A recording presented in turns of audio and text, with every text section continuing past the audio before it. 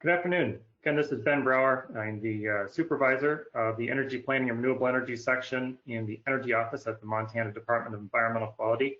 I want to thank you all for joining us for this webinar. This is the fourth meeting of the Montana Generation and Transmission Working Group, and fourth meeting, I should say, and first webinar. Just a couple of quick logistical notes. Please go ahead and mute your mic or your phone if you're calling in. Turn your camera off if you would as well. If you have questions throughout the webinar, please go ahead and submit those via the chat function in the webinar window. The webinar agenda is going to include an update on wind and solar bonding and decommissioning requirements from DEQ, as well as an in-depth panel discussion on opportunities and constraints to developing renewable energy in Montana, with a special focus on issues in eastern Montana. I'd also like to acknowledge the work of my colleagues Kyla Mackey and Jeff Blend in the Energy Office at DEQ, who pulled together today's webinar. Before we dive in, I'd like to briefly introduce Chris Dorrington, who's going to share a few opening remarks with us and a little background on this working group and the work we do at DEQ. Chris is the administrator of the Air, Energy, and Mining Division at DEQ. Chris, take it away. Thanks, Ben. Appreciate it. Just wanted to welcome everyone. As Ben said, I'm Chris Dorrington. I'm the Division Administrator for Air, Energy, and Mining. The energy program is a vital part of both my division and the agency. And I want to welcome the panelists today, the time that they're taking out to sit on the panel and answer questions and provide information. Darcy Nigam, Casey Johnston, Gail Nansel, Lanny Nickel, and John Husar. The Montana Generation and Transmission Working Group was established in Governor Bullock's 2016 Montana Blueprint for Montana's energy future. And the intent of this group is simply to discuss issues, challenges, and opportunities related to wind and transmission. The scope sometimes goes a little bit beyond that, and that's a good thing, because there's the power market, the power world in Montana and beyond is an integrated piece, and that's a lively part of our discussion in the past, and hopefully today will continue.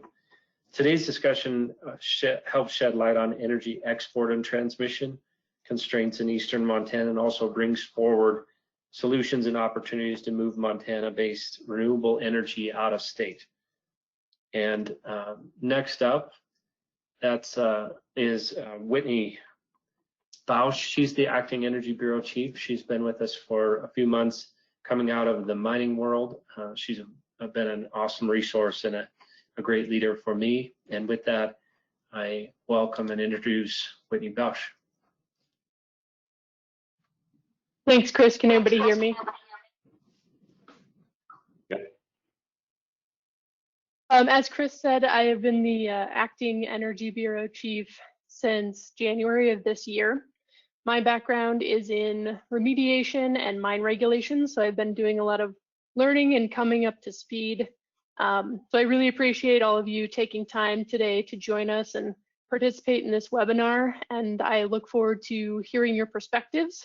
I'm also pleased to meet you all virtually since we can't do that in person. I'll turn it back over to Ben. Thanks.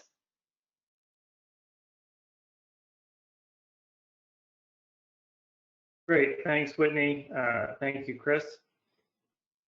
So as I mentioned, we're going to tackle a couple pieces in the agenda of our work group today. The first being a brief update on solar and wind bonding rules that are under development by DEQ. As many of you probably are aware, DEQ was charged by the Montana legislature with developing and implementing a wind and solar facility bonding and decommissioning program. Kyla Mackey, who has led this effort on behalf of our office at DEQ, is going to provide a brief update. Kyla, go ahead.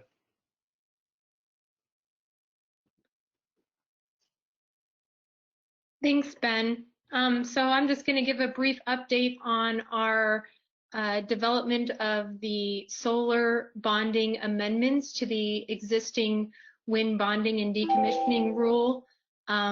The original rule for wind facilities was adopted in 2010 2018 following the 2017 legislative session. In the 2019 legislature, Senate Bill 93 added solar facilities 2 megawatts and greater to the existing wind bonding and decommissioning statute, which is found in Montana Code Annotated 75-26-3.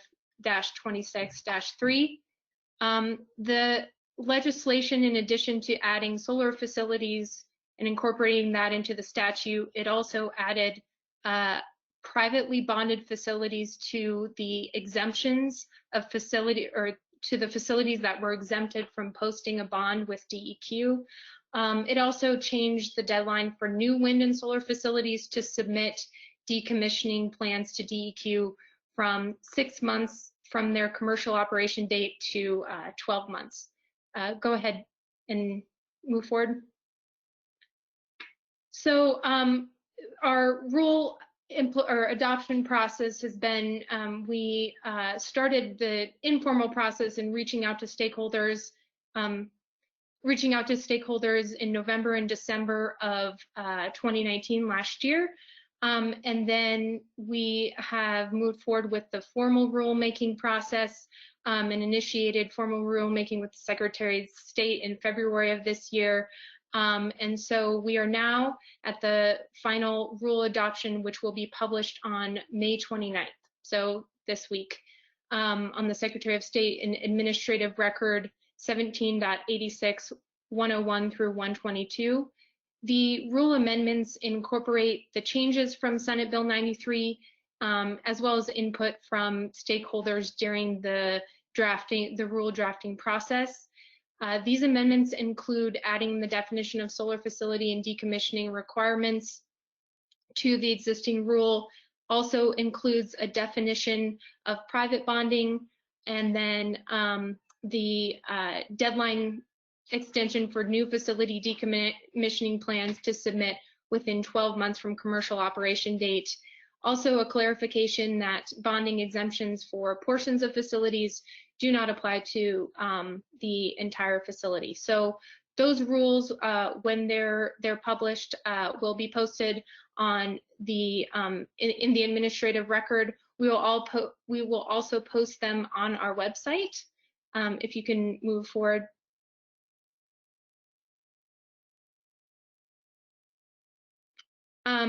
And just wanted to give a little information about our decommissioning plan submittal process. So existing solar facilities need to submit decommissioning plans, and this is in the statute, to DEQ by July 1st of this date.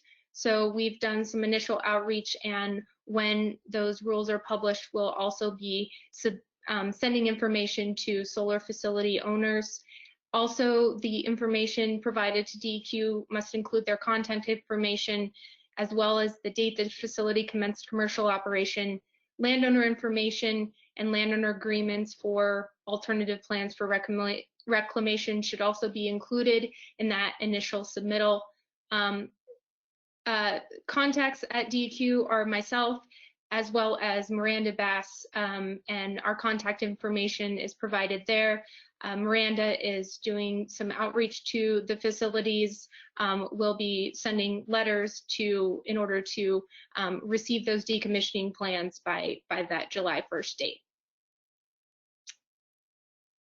I'm happy to take any questions on the solar amendments.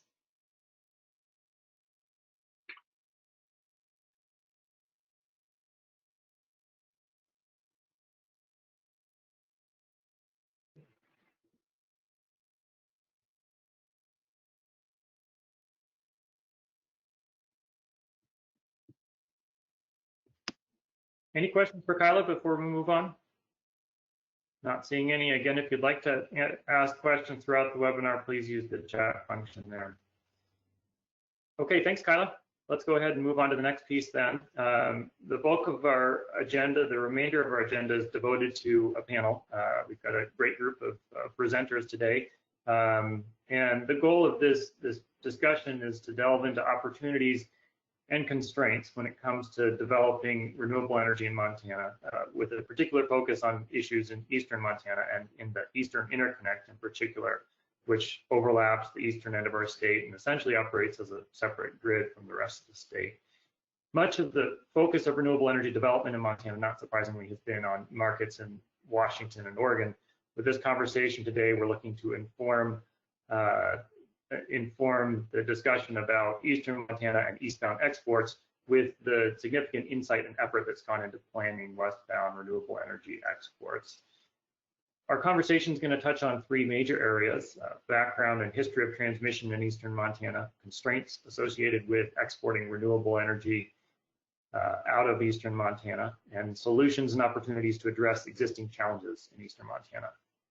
Just a couple of logistical notes. If you joined us late, you are most likely muted, but if not, please go ahead and mute your phone or your computer, and please go ahead and turn your camera off. We are, I should note, recording this webinar so that it can be available to others who weren't able to make it on the call today. So with that, I'm going to go ahead and introduce the panelists. You're seeing a couple of them on your screen there. Start with Darcy Nagum with Montana Dakota Utilities. Darcy is currently the Director of Electric System Operations and Planning for Montana Dakota Utilities, MDU. He's responsible for the planning and operation of the company's electric transmission system, as well as the company's electric resource planning and power marketing activities. Darcy's been employed with MDU for 25 years. We also today have Casey Johnston with Northwestern Energy joining us. Casey is the Director of Regional Transmission Policy and Grid Support for Northwestern. In his current capacity, he's responsible for all aspects of the Northwestern Energy's electric commercial transmission regional policy support and provides support services to Northwestern in both state and federal tariff rate cases. He also supports the Grid Operations Department at Northwestern. Casey has been employed with Montana Power and then Northwestern for over 31 years. And has over 43 years of experience in all aspects of the power industry. Next slide, please.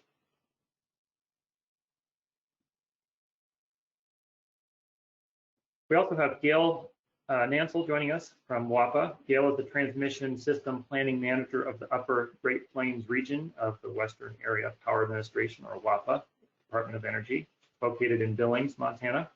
She has over 30 years of experience in power system planning, system operations, compliance, and reliability, working with both the Midwest Reliability Organization and the Western Electricity Coordinating Council. Lanny Nickel is also joining us today. Lanny is the Executive Vice President and Chief Operating Officer for Southwest Power Pool, a FERC-approved regional transmission organization. He's responsible for provision of engineering, operations, and information technology services to SPP's members and customers. These services include coordination of reliable power system operations, development, design and administration of energy markets, development of transmission system expansion plans needed to facilitate delivery of reliable and affordable energy to consumers, and administration of resource adequacy policies.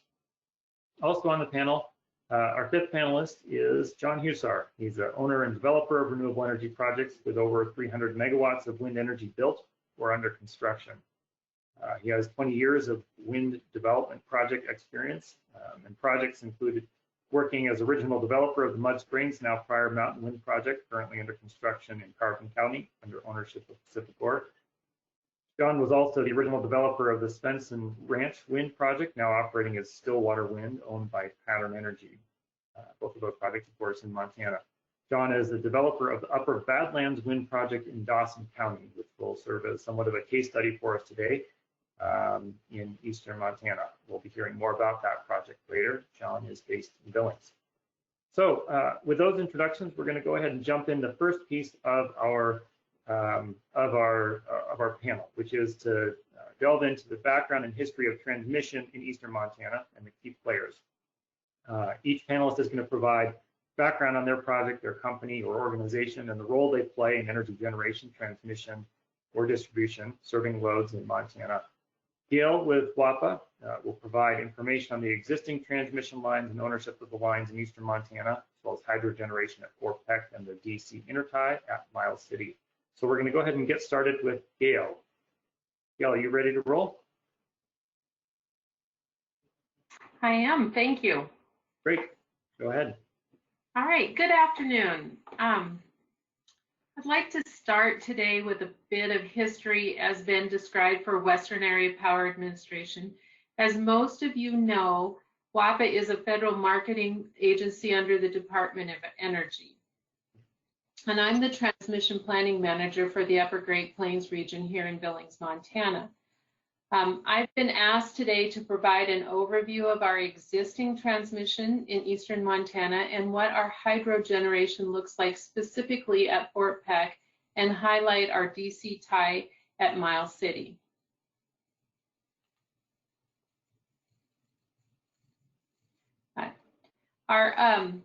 The history related to federal power and the role of the federal government has evolved over the last 75 years, but the federal government has always been part of marketing low-cost power in the West.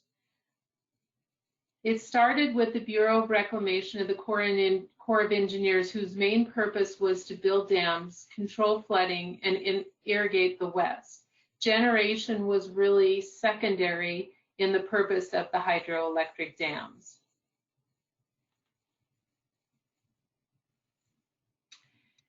In the 1970s, with the energy crisis, the Department of Energy was enacted under Jimmy Carter. With the development of the Department of Energy and WAPA, WAPA inherited the power marketing and transmission responsibilities that were originally under the Bureau of Reclamation. Then in 2015, WAPA joined the SPP Regional Transmission Organization, and our transmission, including the facilities in Montana, are now under their tariff. So let's take a look at the hydro generation that is under WAPA Upper Great Plains purview. WAPA Upper Great Plains markets cost-based power produced from 8 federal dams along the Missouri River and its tributaries across about 8,000 miles of federally owned transmission to our 650 plus preference customers.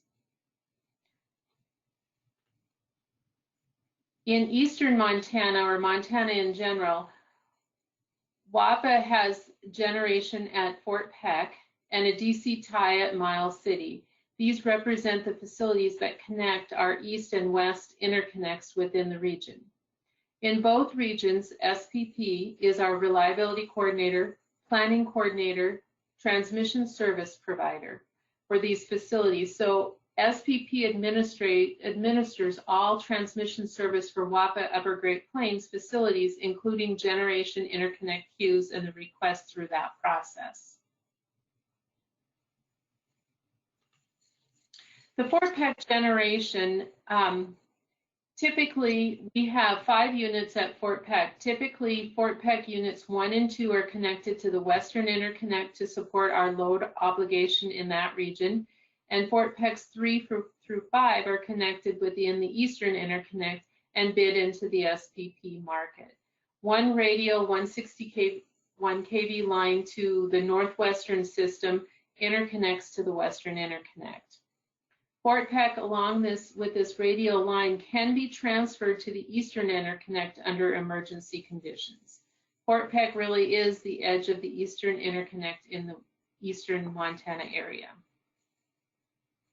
At Miles City provides an AC-DC connection, and it is currently a 200 megawatt east to west intertie or 150 megawatts west to east. Currently, the Miles City DC tie is sold firm 190 megawatts for east to west direction and 144 megawatts west to east. This DC tie connects 2 very weak systems that is demonstrated by stability issues, weak conditions, and extremely high dynamic overvoltage. Ben, that's all I have for the overview of the WAPA system. Thanks, Gail. Let's go ahead and move on to Lanny there with the introduction of SPP. All right, well, thank you, Ben, and good afternoon to all of you who are participating on this call. Thanks so much, Kyla, for reaching out to me and inviting me to be part of the panel. And hopefully through the information that I provide today, I can shed a little more light on what's going on within our footprint and how we might be able to help SPP specifically in terms of moving renewable energy from the west to the east, or vice versa if such opportunity were to arise. Next slide, please. Next slide. So just real quick, I want to spend maybe a couple of minutes introducing those of you who have not heard of SPP, or maybe just not as familiar with SPP as some of the others, just to introduce you to a little bit about what we do. Our mission is pretty simple. It's helping our members work together to keep the lights on today and the future. So it's job one for us is all about reliability. We do administer markets, and that helps save consumers within our footprint a lot of money. But job number one for SPP is facilitating reliability. Next. We are a regional transmission organization. We were approved as such by FERC in 2004. And you can see that we are the regional transmission organization that is immediately adjacent to the Western Interconnection. There are 6 other RTOs in the United States that do really things very similar to how SPP does them. The services that we provide, the functions that we perform are very similar to what other RTOs provide and perform in the United States. Next. This map just shows a little more detail about the geographic coverage of SPP. You can see that we cover all our parts of 14 states right in the middle part of America. And we are the RTO for the portion of America that's shaded in red. You'll note that we are beginning to creep into the West. We're very happy to have that opportunity, and we are providing now reliability coordination services to several states just to our west. And we are working to develop an energy imbalance market for several prospective entities as well. Those entities are also contained within the RC footprint. So we're excited about that. We believe that's going to provide value to those utilities. And pleased to note that Montana, the portion of Montana that's not currently in the SPP market and is in the Western Interconnect, we are expecting to begin providing energy imbalance service markets in that portion as well. And so really that is the portion that Gail just described that is within the Upper Great Plains West Balancing Authority of WAPA. Next. Real quick, the generating capacity within the SPP integrated marketplace footprint. So that would be the portion of the map that I just showed you that is marked in red. We have over 90,000 megawatts of nameplate capacity. The 41% of that is natural gas, 26% of that is coal, and about 25% is wind. Next. For the year 2019, the energy that was produced by the generating plants in SPP was predominantly produced by coal-fired plants at about 35% of our mix being provided there. However, wind is now at 27.5% for 2019, and it overtook gas as the #2 fuel supplier for that year. And you can see that natural gas is at about 26%. I fully believe by the end of this year that wind will, if not be right at the same percentage as coal, it could very well overtake coal as our #1 fuel source within the SPP region. Next. This indicates how that trend has materialized over time. And as you can see, coal, which is represented by the blue portion of this trend, is declining. And it has been declining really for about the last 7 years. Wind, conversely, has been increasing. And we expect with the large amounts of wind that remain in our queue, we expect that it will continue to increase. And as I mentioned, I predict that by the end of this year, and if not by the end of this year, for sure next year, we expect wind to be our #1 fuel source for energy and SPP. Next. So let's talk a little bit about the state of Montana and how it compares to the rest of SPP in terms of the portion of Montana that is currently operating in SPP. As Gail mentioned and demonstrated in her slides, there aren't a lot of assets in the SPP market currently within the state of Montana. She mentioned Fort Peck. That's the hydropower plant that they operate.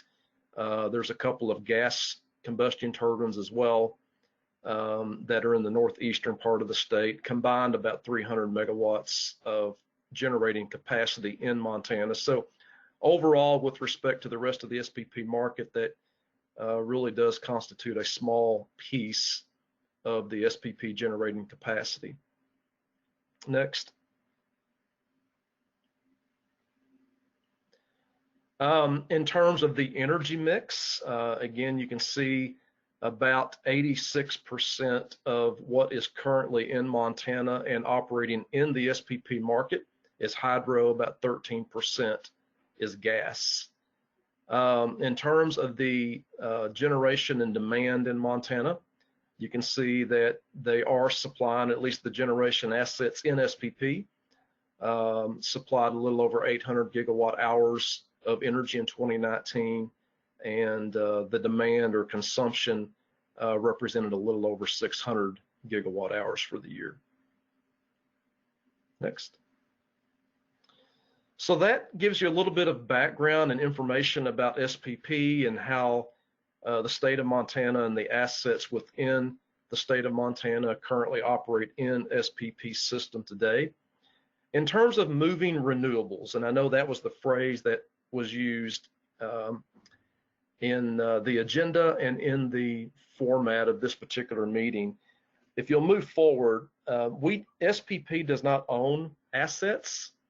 It's not our job really to move renewables. What we do though is we facilitate the moving of renewables. We do that in a number of ways. One, because we do have a market, and that market expands across 14 states, or at least parts of 14 states, where our job is to reliably dispatch renewables as well as other conventional generation, and make sure that the lights can stay on, and to make sure that the consumers across our footprint can receive energy at the lowest possible cost while being delivered reliably. So wind over the last, as you saw earlier, looking at the trend, the history of wind, it's grown dramatically over the last decade or so. Today we have a little over 22,000 megawatts of nameplate capacity that's installed.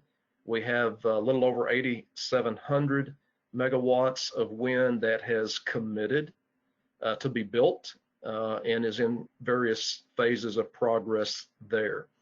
On top of that, we have over 52,000 megawatts of wind in various stages of study and development as well. So we do expect to see wind continue to grow, and solar is beginning to grow, and I'll show a little bit more information about that in a minute. Next. So as we've dealt with this huge growth in wind, not only have we been able to operate it reliably, in fact, you can see some wind statistics in front of you now. We've seen a maximum wind penetration of 73.2%. That means at that given point in time on April 27th, over 73% of our load was being supplied by wind energy. That's a record for regional transmission organizations. And we seem to break that record. We set it and then we break it. We break it 2 or 3 times a year and have been doing that for about the last 3 or 4 years. So we're able to deliver it reliably because we have a market, energy markets, ancillary service markets, day ahead energy markets, and unit commitment markets. And that's a huge asset for us in terms of being able to not only supply that energy cheaply, but also to be able to provide it reliably. But on the front end, go to the next slide. On the front end, and this I've already described the market part of what we do, but on the front end, we plan for it. Any new generator that wishes to be interconnected to the SPP transmission network, or the network that SPP is responsible for not only operating but planning, they have to first come to us and request an interconnection service. We will study those requests and make sure that the appropriate transmission upgrades are identified and allocated from a cost perspective to those generator developers that wish to move forward. And because we are able, and in fact, we've been able to approve for construction over $10 billion of new transmission within the SPP footprint. It's $10 billion since becoming an RTO in 2004. And it's because of that transmission planning and the expansion that we've been successful with our members in seeing constructed, that we've been able to deliver wind as reliably as we have. And talked about solar. I promised I will get to that, and I will here in a minute, but go ahead. The transmission planning studies that we perform are obligated to perform according to our open access transmission tariff. Some of those are done every year as a part of our responsibility to plan for load growth, to plan for changes in generation mix, and we've certainly seen a lot of that over the last several years. And to just make sure that the transmission system can be operated 10 years into the future as reliably as it needs to be. And then we also do, I mentioned generator interconnection service studies. We also do transmission service studies for those customers that want to purchase capacity and energy out of generators that are connected to the system. They have to request transmission service. So that gives you kind of a sense of the types of studies we do. Again, the long-term planning studies looking 10 years out into the future, for which we have to assume and make certain assumptions about the amount of wind, the amount of solar, the amount of storage, type of resources that will be connected in 10 years. And then again, we also have to be very responsive to the customers that are wishing to connect and deliver energy out of generators.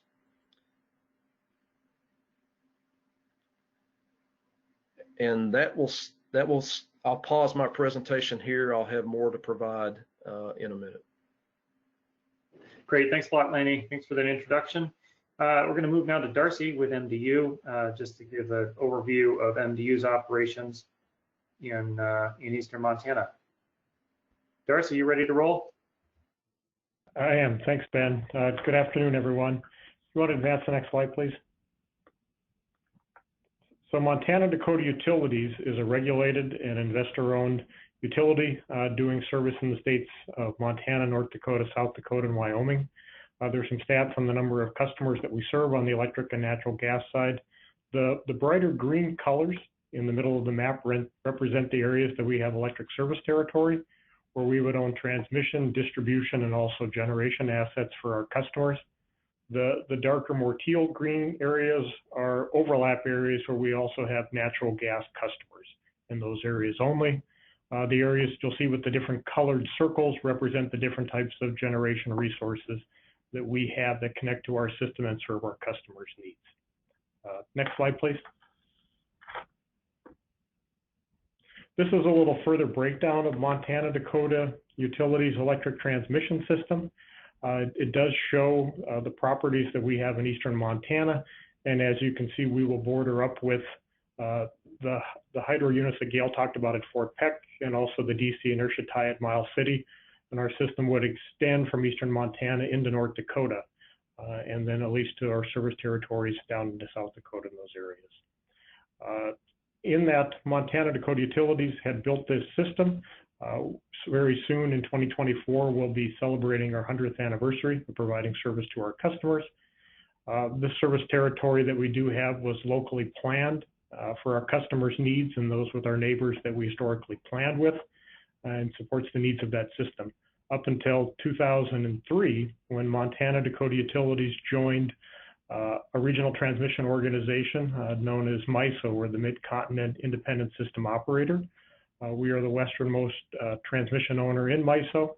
In that, MISO now is responsible for all of the planning and access and operation of our transmission facilities that we do have. And any interconnections into the facilities that we own and planning also occur under MISO's tariff. Next slide, please. So in that showing, similar to the slide that Lanny had showing the location of the regional transmission organizations, MISO, or the Mid-Continent Independent System Operator, is located to the right of Southwest Power Pool. And when we get into the states of Iowa, South Dakota, North Dakota, and Montana, where we'll see the hashed areas of the gold for MISO and kind of the teal color for Southwest Power Pool, there's the hashed areas. In that, you'll provide an overlap or a seams, at least where both of the regional transmission organizations are located, and they will do joint planning, at least along the seams, and coordination of operations.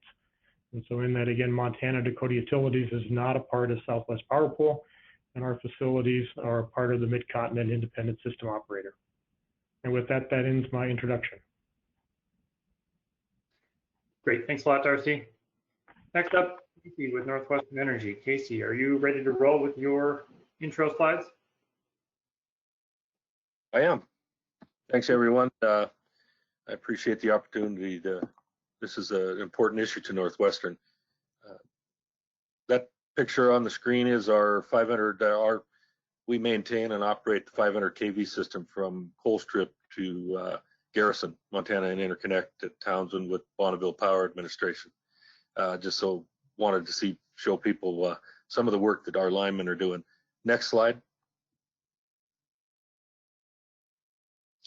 That's maybe a little difficult to see with the white, but overview of Northwestern is we provide service for over 100 years now to Montana, South Dakota, and Nebraska, electric and gas. And we cover in Montana, our service territory is over 107,000 square miles, or 73% of the total area within Montana. We have voltages from 50,000 volts on our transmission all the way up to the 500,000 volt system that we are part owner with, others from Colstrip, again, all the way to Garrison. I'll talk later a little bit about our Eastern Montana facilities, and our paths. I've got some slides coming up here, and I'll go in more depth as we get into constraints and issues. Next slide. We operate a balancing authority, as Lanny talked about in SPP. They operate, load and generation within a particular area. We do that within Montana. The blue, the teal blue is the Northwestern Balancing Authority area. We interconnect with WAPA Balancing Authority up on the High Line up in the Fort Peck, and Pacificor East, or Rocky Mountain Division of Pacificor, in the southwest and the southeast. Then we interconnect with the Vista and Bonneville Power up in the northwest, and have interconnections with multiple interconnections with all those parties. The Glacier Wind Balancing Authority is interconnected in side, it's a separate wind only balancing authority within our balancing authority, and they operate the facilities up in central Montana, northwest. And the let's see, just one more point on the balancing authority. As a balancing authority and transmission provider, we operate with our open access transmission tariff and our OASIS, open access same time information system, where information about our available transmission capacity is posted. Next slide. These paths in the green highlighted are the paths that Northwestern are essentially the path operator. It gives you the direction of flow and the amount of megawatts that those paths can handle. Again, we do transmission studies in the Western Electricity Coordinating Council to make sure that those paths can handle the, as Gail talked about, with the stability limits in some cases and voltage limits in others. The ones with the red, again, are WAPA and the DC tie, and the Montana-Alberta tie limited line, which runs from Great Falls all the way to Lethbridge, and is an interconnection into the Alberta Electric System Operator market. Next slide. And that's it for me. Until later. Great, thanks, Casey. Thank you. Next up, John with Upper Badlands Wind Project. John, you ready to roll? Give us a quick overview of your work and this particular project. Thank you. Glad to be here, enjoying the conversation.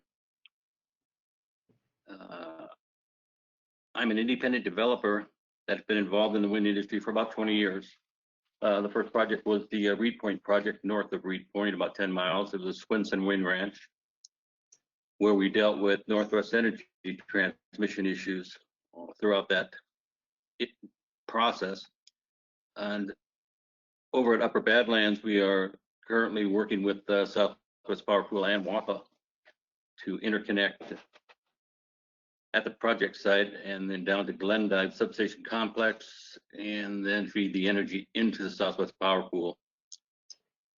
The big concern that most of us have as developers is the time frame involved in the interconnection studies.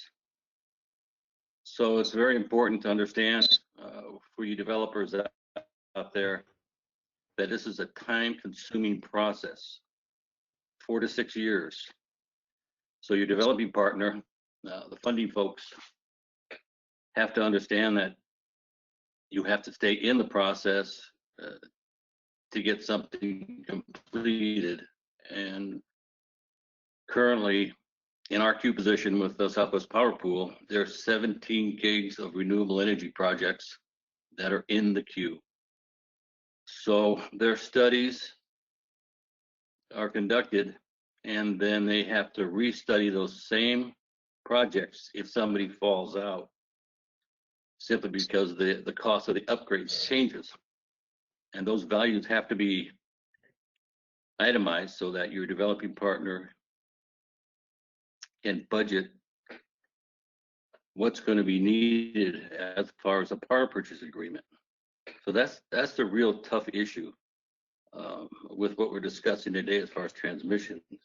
I don't see any serious transmission being built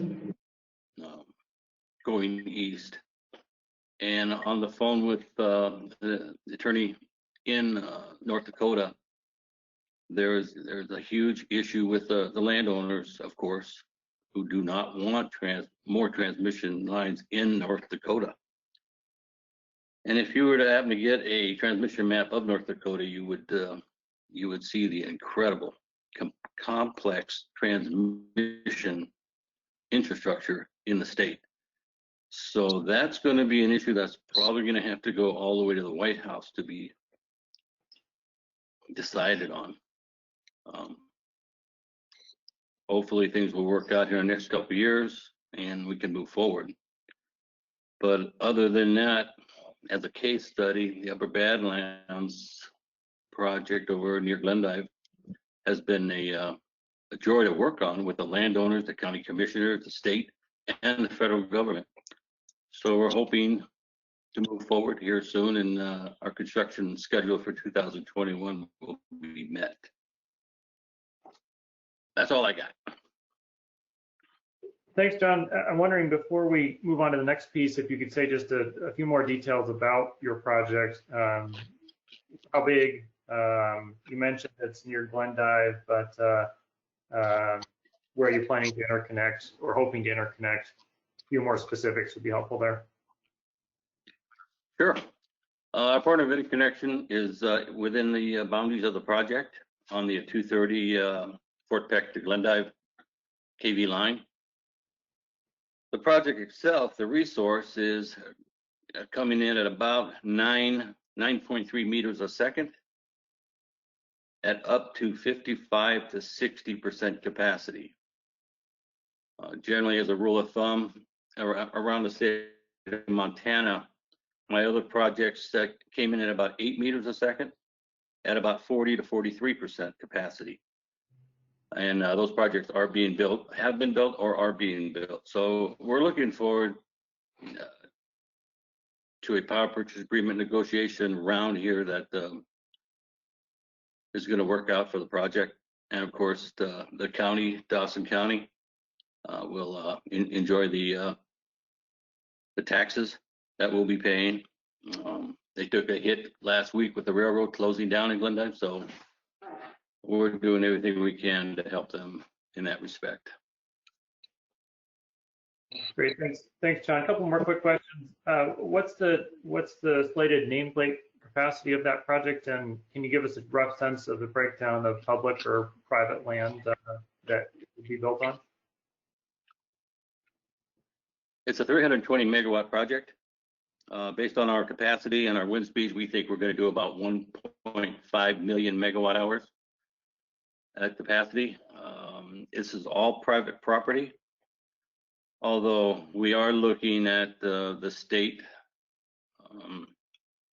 Bureau of Land Management providing us with access to cross their property for transmission infrastructure in underground.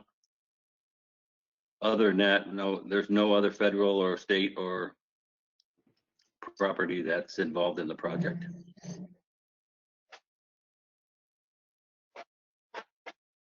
Great, thanks a lot, John. That was background, and thanks to all of you for providing that context. It's not simple by any means, but I think your walk helped me at least just get a better handle on what we're working with, especially in the eastern half of the state. So the next piece for our panelists to dive into is constraints. What are the constraints to exporting renewable energy out of eastern Montana, or developing renewable energy in eastern Montana in the first place? And I'd ask that each of our panelists focus on one or two constraints, whether they be administrative, policy, or technical constraints with transmission in eastern Montana, and would ask that you look introspectively and share with us about constraints inside of each of your respective organizations. John, you shared a couple of constraints that come to mind for you, the challenges or the timeline with interconnection studies and the limits on transmission capacity. Do you have other constraints that you'd like to touch on in this section? We don't really have much we don't have a whole lot of problems with anything environmentally or locally in that respect. As far as the transmission being exported to Southwest Power Pool, the capacity on the line has already been identified, and as we go through our interconnection studies, the upgrades will be revealed to us at that time.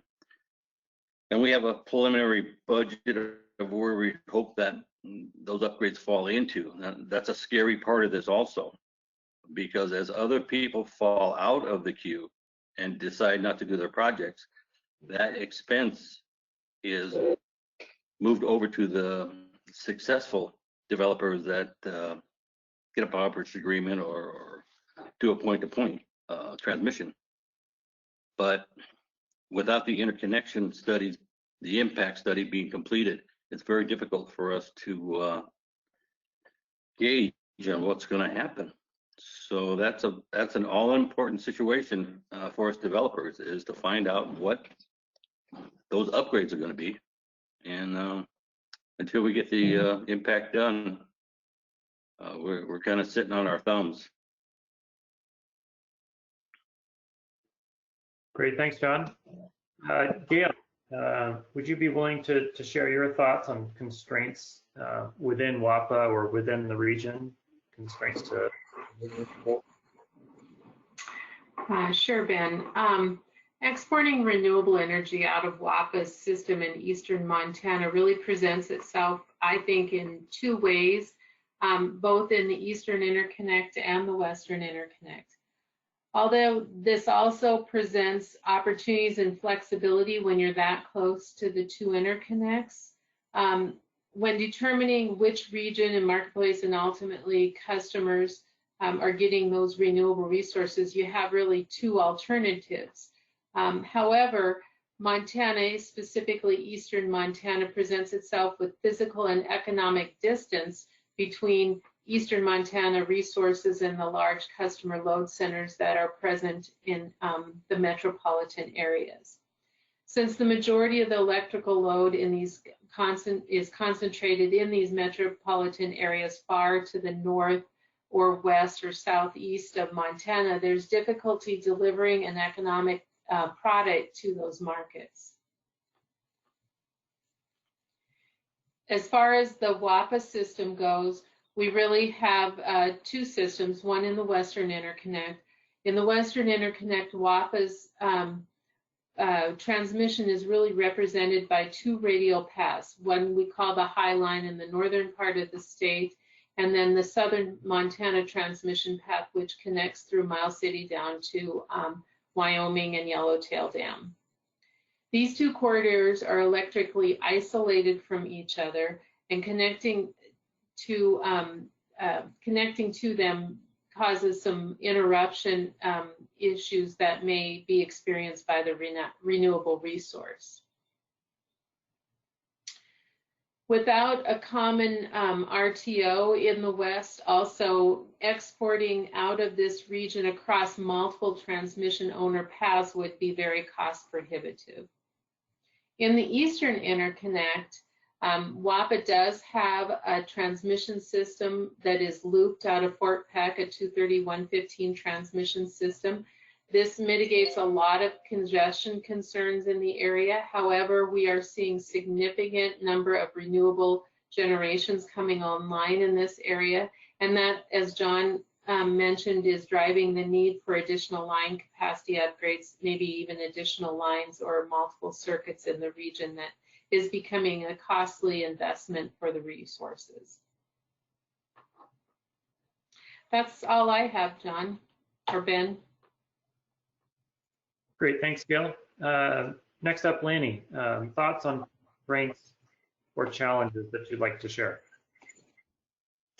Okay, thank you, Ben. Let's move to the next slide, please. So, as has already been alluded to by others, you know, the constraint that I believe SPP is facing the most isn't necessarily electrical in nature. It's just volume.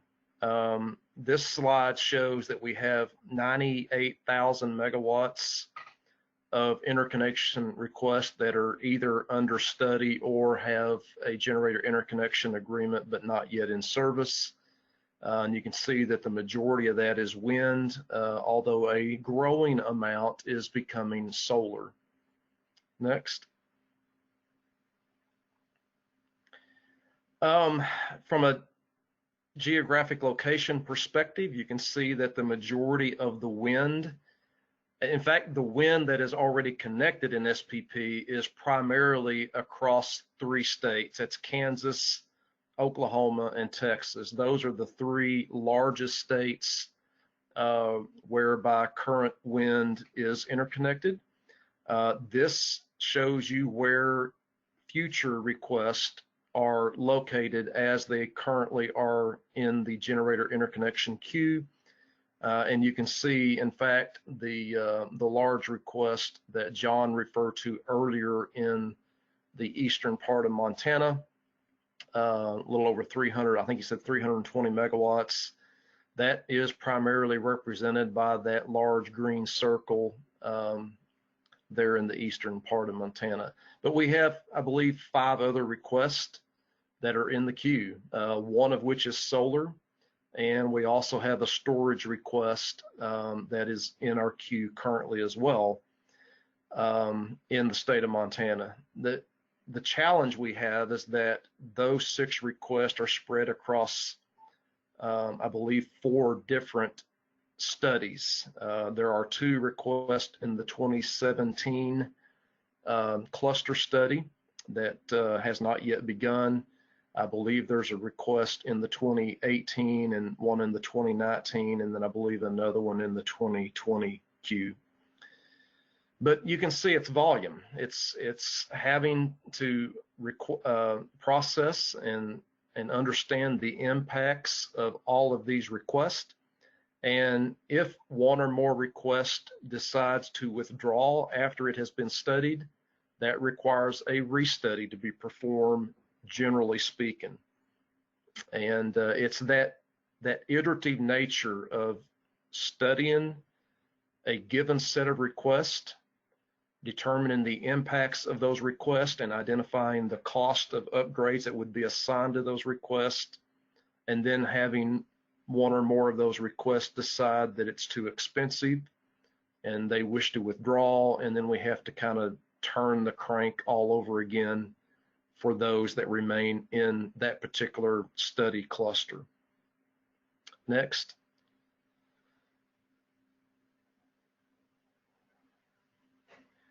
This is just another way to kind of get your arms around, so to speak, the problem that we have in terms of volume. Beginning, and of course, we've processed and administered a GIQ for many, many years. We noticed the volume really begin to pick up in about 2013. This just shows how that volume grew between 2015 and 2017, where we reached a peak of about 45,000 megawatts in one given year that was submitted to be studied. With the successive years since 2017, we've begun to see a little bit of a decline. But as you can imagine, the requests that have been submitted and have piled up over the years, peaking in 2017, has just created a huge backlog. And we are just now performing, in fact, I think the next, actually I don't think it does, but we are just now beginning to perform a 3rd restudy of requests that were submitted in the 2016 second cluster of 2016. So given that it's now almost June of 2020, it's taken about 4 years to process those requests that remain in the 2016 queue. The requests that John has in the 2017 queue, we're hoping to be able to finish those studies by around the end of 2021. And again, so that's about 4 years after the request was submitted back in 2017. So again, for us, really, it's volume. We do recognize that the studies that we perform will likely show the need for upgrades. Until we perform the studies, I can't speak with any real concrete evidence as to what those constraints are and what the upgrades will be that are needed to resolve those. It's because it's very fluid. The constraints that exist and the upgrades that are needed for a set of requests can change if that set of requests change. And because those requests are given the opportunity to make decisions about whether or not they can afford to pay for upgrades needed to continue to develop their particular generators. And they have the ability to withdraw from the queue at any time. That in and of itself just creates churn, and it creates uncertainty for the customers, because until we have a final set of requests that have all agreed to move forward and execute generator interconnection agreements, those costs and the upgrades needed can change and vary from time to time. So that, I just wanted to kind of provide that perspective. That's the constraints that we see, and it's more process driven than it is anything else. Great, thanks, Lanny. We're going to go to Casey with Northwestern for reflection on constraints and challenges. I just want to note that we are getting some good questions. We'll move to questions after the panelists discuss what they see as solutions and opportunities. So feel free to submit more questions, and we'll get to as many as we can at the conclusion of the next section. Go ahead, Casey. What's your thoughts on constraints and challenges? Yeah, thanks, Ben. I'll be brief as I can be. I would echo, all the things that have been said up to this point on the constraints. But from a Northwestern's perspective, most of our load in Montana that we serve is, from Billings, Montana, in the east, all the way to the western side of the state. And we have a lot of load pockets within the western side, the southwest, and the central Montana. So a lot of our transmission system was designed and built to handle those type of it. And the existing transmission that's running from, say, the Colstrip area and Billings area down south into Yellowtail, where we connect with WAPA and Pacificor, those lines are limited in capacity. There is capacity available, and again, we have over 5,000 megawatts, I think, in our generation interconnection queue, and we have the same issues that everyone does with the study process. It's defined by FERC. We have to follow those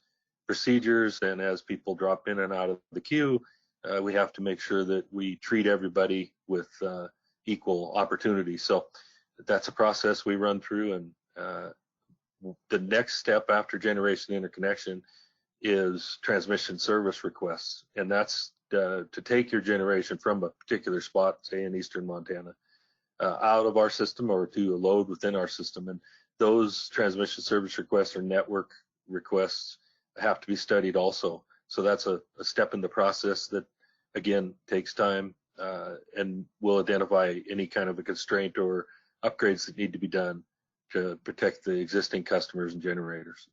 The 500 kV system from Colstrip to the west, that was built primarily for the Colstrip power plants and Northwestern. It's a backbone of Northwestern system. We use that capacity to take generation from the east through the west to serve customers, as I said, in western Montana and central Montana. The other constraints that we see in Montana for regulation and storage capacity for variable energy resources. As we know, variable energy resources have a larger need for regulation or for storage to meet so that Northwestern can meet the standards and the balancing authority to meet NERC standards on regulation and performance. So those I see as a constraint. Additional generation and storage will have to be built. We do have storage, and I'll talk about some of that when we get to the potential solutions, but we do have some storage in our queue. I think that's about it for me. Great, thanks, Casey. Last piece that we'd like to ask the panelists to address are solutions or opportunities that might address some of the challenges you've walked through. If you could spend a little bit more time delving into those innovations, those solutions that could perhaps improve processes or address technical constraints. to help with the transmission and integration challenges. Gail, would you go ahead and get us started on this one? Yeah, thank you. I've been asked to kind of overview a unique federal financing program available through WAPA called the Transmission Infrastructure Program. TIP has its core in a congressional mandate supporting the development of projects that facilitate and optimize the delivery of renewable, affordable power generated in clean energy resources. TIP provides development and analytic support to eligible project partners who require technical assistance prior to submitting for a loan application.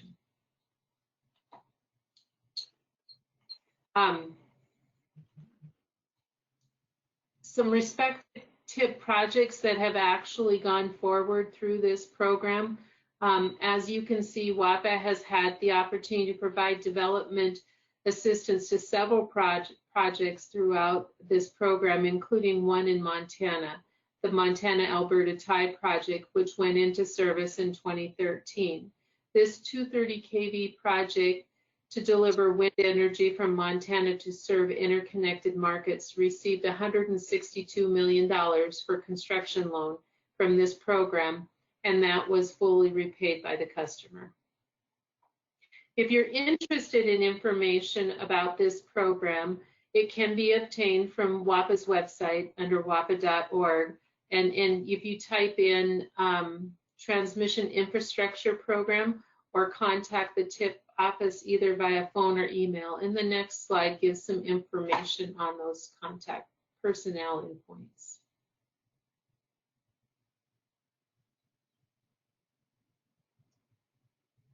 Thanks, Ben.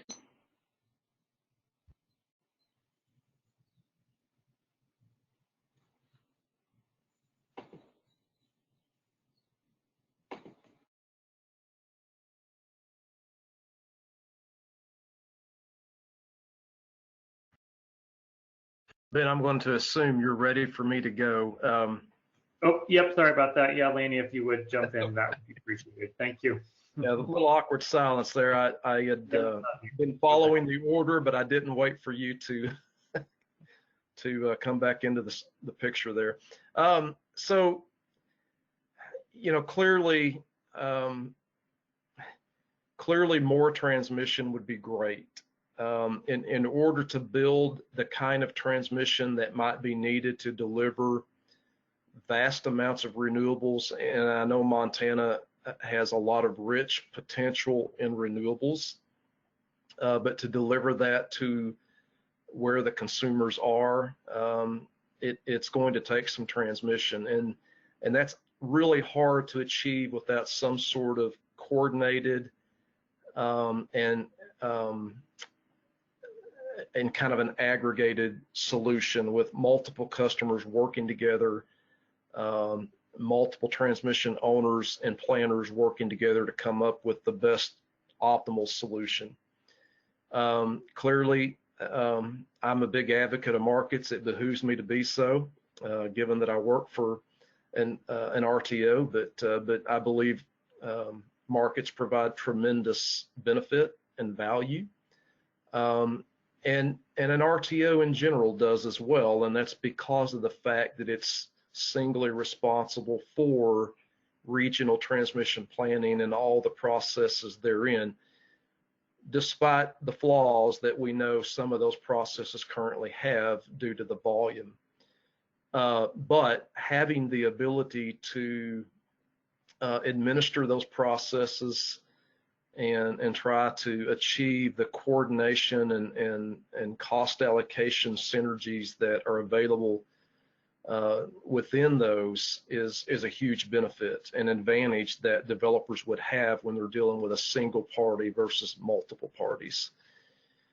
For us, in terms of trying to improve the generator interconnection process, while we have everything else that I've mentioned going for our customers within the SPP region, by being part of a single market and a single planning coordination area, we still have problems with our process. And Some of the things that we have done and are going to continue to do, we've hired 8 new people, which has almost doubled the size of our staff that works on generator interconnection studies.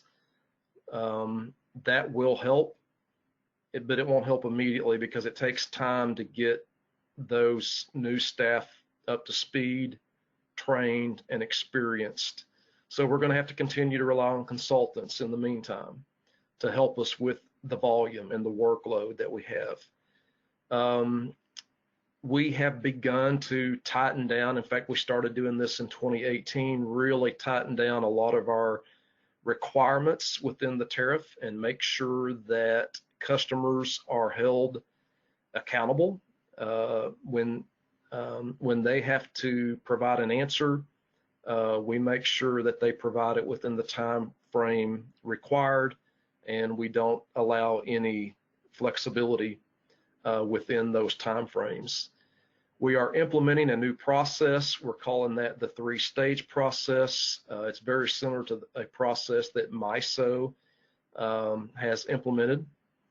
And we're hoping that with the increasing financial burdens that are associated with that process, based on the length of time that a customer stays in the queue, that will ensure that those customers that are less serious drop out earlier, which will provide more certainty to those customers who want to stay in to the very end. We haven't yet begun to use that process, but we're hoping to very soon. In fact, with the first cluster study of the 2017 queue, we're going to begin using that process, and certainly will be using it by the time John's request is under study. We are trying to be as creative as we can. In fact, we held a user group meeting with all of our generator interconnection customers last week, and we invited them to help us identify solutions, be part of the solution finding process. We're going to start having more and more of those kinds of conversations, and we're going to be as creative as we can. It's clearing the backlog has become our top priority, and it will continue to be until we're successful in accomplishing that backlog clearing. So those are some of the solutions that we have that we're working on, and that we promise to continue to work on. And hopefully, John, you and some of the other developers in Montana would help us and would join us and participate in our generator interconnection user group calls. More information can be found by simply looking on our website at www.spp.org. And I'm happy to follow up with more information offline if there's further questions about that effort. Great, thanks, Lanny. Darcy, I realized I missed you on the discussion of constraints. So if you wouldn't mind just briefly touching on constraints that you see and opportunities or solutions moving forward. Sure, Ben, thank you. I think a lot of the challenges that others have talked about as far as constraints, certainly we're not immune to those. I did talk earlier, at least our transmission facilities and the customers we serve start in eastern Montana, and we kind of move into the Dakotas and South Dakota, which is the same direction that, the RTO, the Mid-Continent Independent System Operator that we participate in, the system moves that way as well. So as far as us being at the end of the road, at least in eastern Montana, there's been a lot of development of generation, particularly that impacts eastern Montana, more in the central part of North Dakota, and then down into Montana or Minnesota and Iowa, where the large load centers are. So that really creates a lot of back pressure on the system that any project in Montana, eastern Montana, at least on the MISO system, certainly has to flow greater distances and through largely constrained areas, because those transmission facilities, at least in the central and eastern part of North Dakota, have gotten full, at least in MISO's most recent interconnection queue studies. And so there's a desire and a need, I think, for more takeaway capacity from the area that others have talked about. And similarly, MISO has, issues with the queue the relative time to get through those, and any projects that do make it through, the relative magnitude of costs, just to build additional outlet transmission capability away from the area. A lot of the near-term, I think, opportunities, do exist around, more of the niche projects still, looking for areas of unit retirements and potentially, trying to build site generation near those plants that are shutting down, being able to utilize maybe more local constraints in more localized areas near some of those existing generation resources that were being retired. The more broader one are the involvements of, as part of this panel and webinar, the multiple, stakeholders that are a part of transmission development, operation, and planning in the area. That does take time, and it does take collaboration. MISO had went through a process back in around the 2010-2012 timeframe, looking for larger regional, project development. It did result in a portfolio of projects that were considered multi-value projects. $6 billion of total development, allowed the interconnection of an additional 12,000 megawatts of renewables, which have largely been consumed and filled up in the system.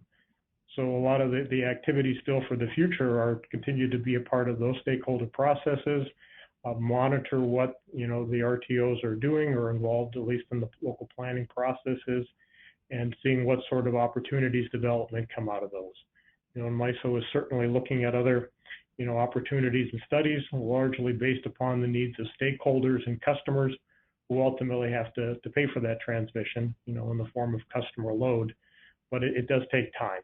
And so there may be some niche opportunities available, but a lot of the opportunities in the future will come from, the evolutions in the transmission system to move energy across greater geographical areas instead of just meeting the local requirements that the systems were built for.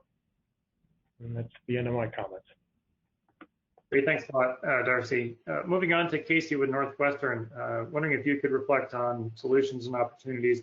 Given that our time is winding down, I'd ask if you could focus in particular on your involvement, Northwestern's involvement with the Mr. DAP process, the Montana Renewable Development Action Plan led by BPA and Governor Bullock, and how that process might inform solutions to some of the challenges or constraints that we're seeing on the Eastern Interconnect and Eastern Montana generally. Sure, thanks, Ben.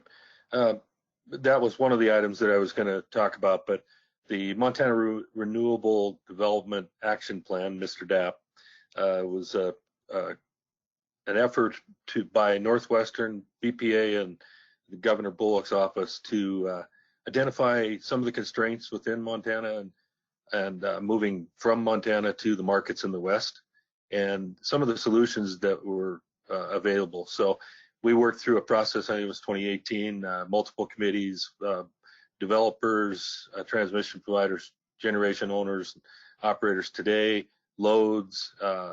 We had folks from other states where they had markets, and we worked through a process there to identify some unique solutions, like the working through issues on the 500 kV with Bonneville, where we had a Montana intertie process that created a pancake process to get through from Montana on the 500 to get generation out of Montana and into the West. We looked at the dynamic constraints and identified if there were any, and Bonneville did some work to eliminate it. We didn't have any dynamic constraints in Montana, but going west, there were some dynamic constraints. Bonneville worked through the process and freed up some dynamic capacity that developers could use. So that was a good process to go through, and I think it was one of the things that I think developers wanted and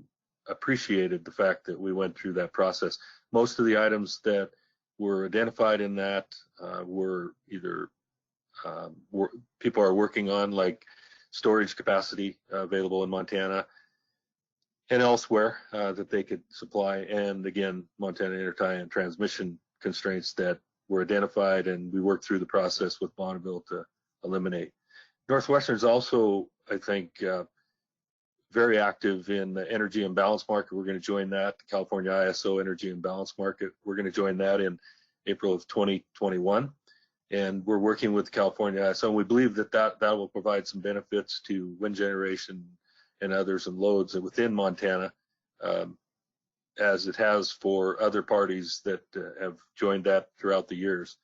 So we're looking at that. We're also working with the California ISO on an energy day-ahead market where people could use, again, it's moving more towards a larger market with other products that are supplied other than energy imbalance. So we see that as a potential for the West and the potential for Northwestern customers, both generation and load. We also have storage projects in our queue that we believe will help in balancing, again, variable energy resources, whether they're serving load within Montana or in other areas. Most of our transmission, again, is west focused. Our transmission starts in the east, but again, as I said, it's limited capacity. Most of the load within the west is in the Northwest and in California and in Denver, Colorado. So there are areas to get to it. And as far as load within Montana, our load isn't increasing like some of the other areas within the West, so there isn't a major market there. So most of the generation that's in the queue is looking at other markets like the Northwest. We're also working with the Northwest Power Pool, and I'll be brief here, Ben, but we're working with Northwest Power Pool on resource adequacy process and review to see, what's the constraints for the future, and where does with retirement of some of the large coal-fired plants and other resources within the West, how does solar and wind fit into that, and how are they going to be managed throughout it to meet the loads that we show as forecasted? That's probably the major bullet points that I'd like to cover. Great, thanks. That's good stuff, Casey. John, I wonder if you could reflect briefly on potential solutions or opportunities. Clearly, you're sitting on a great resource there. What are the solutions you need to see to get that project to fruition? We've created a model to, as the PPAs come up and negotiations are ongoing, we're looking at utilities that are shutting down their coal plants and wanting to go to wind. Basin is doing that. Tri-States is also doing that. And Coal Creek, north of Bismarck, is doing that. For one of our projects that's in the WEC, the Muscle Shell Renewable Energy Complex, we're visiting with folks out on the West Coast that have authority already on the transmission lines, so that they see the value of a project like ours, and they already have the capacity on their lines that may be connected to the 500 kV or possibly the 400 kV DC line out of Coal Creek that goes into Minneapolis. So we're not focusing on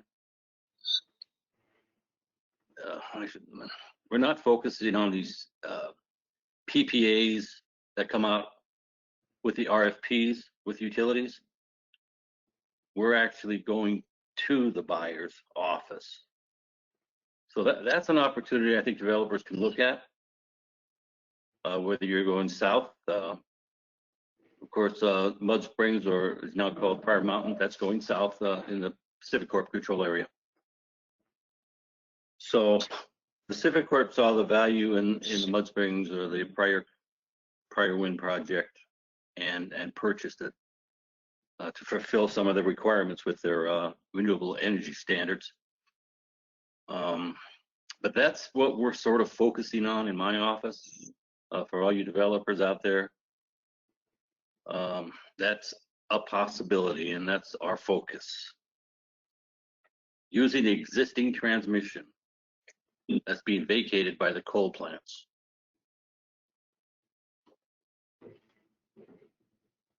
That's it for me. Great, thanks, John. Good insight there. We've got a series of good questions here. We're going to hit a couple right off the bat here before we hit our 4:30 mark. Darcy, a question for you. You referred to generation retirements sometimes creating opportunities for new energy development. I wonder if you could speak specifically to the retirement of Lewis and Clark Station and what availability in the transmission system that may be opening up, and what are MDU's energy identified needs according to its current resource planning?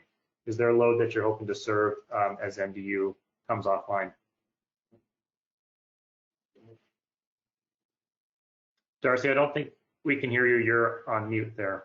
Okay, sorry, I had the other mute on, too many.